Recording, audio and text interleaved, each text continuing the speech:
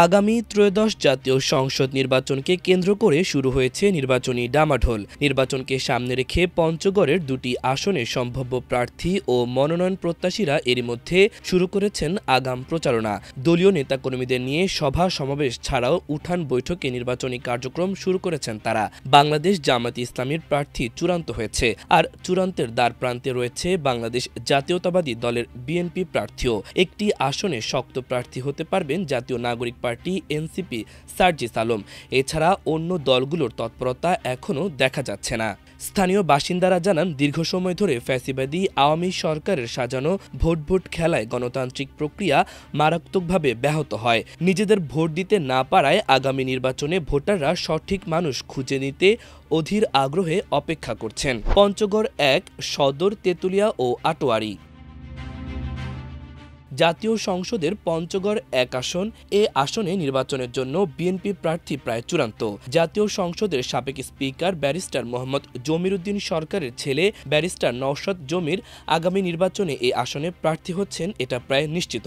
তবে বিএনপি থেকে অন্য কোনো সম্ভাব্য প্রার্থীর তৎপরতা চোখে পড়ছে না। এদিকে জামায়াতে ইসলামী থেকে আগেভাগেই প্রার্থী চূড়ান্ত করা হয়েছে। দলের জেলা আমির মাওলানা ইকবাল হোসেন এ আসনে একক প্রার্থী হচ্ছেন।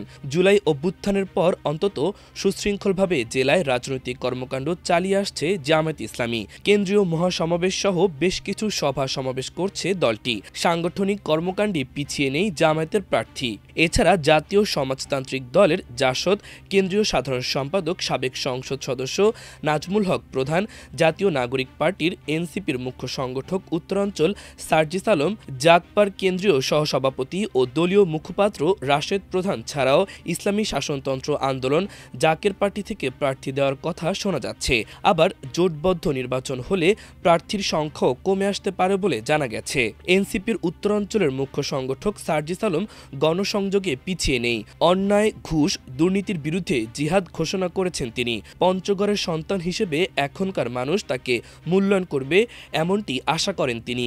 পঞ্চগড় ২, বোদা ও দেবীগঞ্জ। জেলার বোদা ও দেবীগঞ্জ উপজেলা নিয়ে পঞ্চগড় ২ আসন। আগামী নির্বাচনকে সামনে রেখে ইতোমধ্যেই তৎপরতা শুরু করেছেন বিএনপি, জামাত সহ বিভিন্ন দলের প্রার্থী ও মনোনয়ন প্রত্যাশীরা। বিএনপি থেকে এ আসনে প্রার্থী হওয়ার দৌড়ে এগিয়ে রয়েছেন দলের কেন্দ্রীয় কমিটির পল্লী উন্নয়ন বিষয়ক সম্পাদক ও জেলা বিএনপি সদস্য সচিব ফরাদ হোসেন আজাদ। এছাড়া মাসুদ রানা রিয়াজও মনোনয়ন চাইবেন বলে জানা গেছে।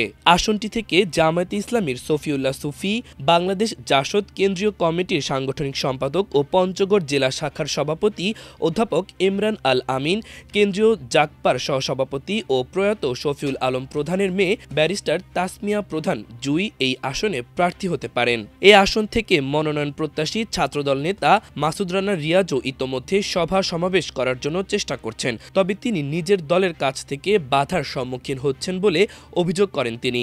এই আসনে আরেকজন শক্তিশালী প্রার্থী জামায়াতের সফিউল্লাহ সুফি। এর আগে তিনি বোদা উপজেলা পরিষদের চেয়ারম্যান নির্বাচিত হয়েছিলেন।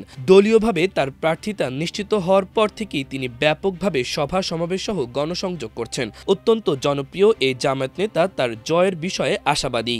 এছাড়া এই আসন থেকে নির্বাচনের জন্য ইতোমধ্যে বাংলাদেশ জাসদ কেন্দ্রীয় কমিটির সাংগঠনিক সম্পাদক ও পঞ্চগড় জেলা শাখার সভাপতি অধ্যাপক ইমরান আল আমিনকে প্রার্থী ঘোষণা করা হয়েছে। কেন্দ্রীয় জাগপার সহসভাপতি ও প্রয়াত শফিউল আলম প্রধানের মেয়ে ব্যারিস্টার তাসমিয়া প্রধান জুই, গণ অধিকার পরিষদের আসাদুজ্জামান নূর সহ বিভিন্ন দল থেকেও এ আসনে প্রার্থী দেওয়া হতে পারে বলে জানা গেছে। তবে এ আসনে সংখ্যালঘু হিন্দু সম্প্রদায়ের বিপুল ভোটারকে যারা কাছে টানতে পারবে তারাই এ আসন থেকে সংসদ সদস্য নির্বাচিত হবেন বলে জানিয়েছেন সাধারণ ভোটাররা।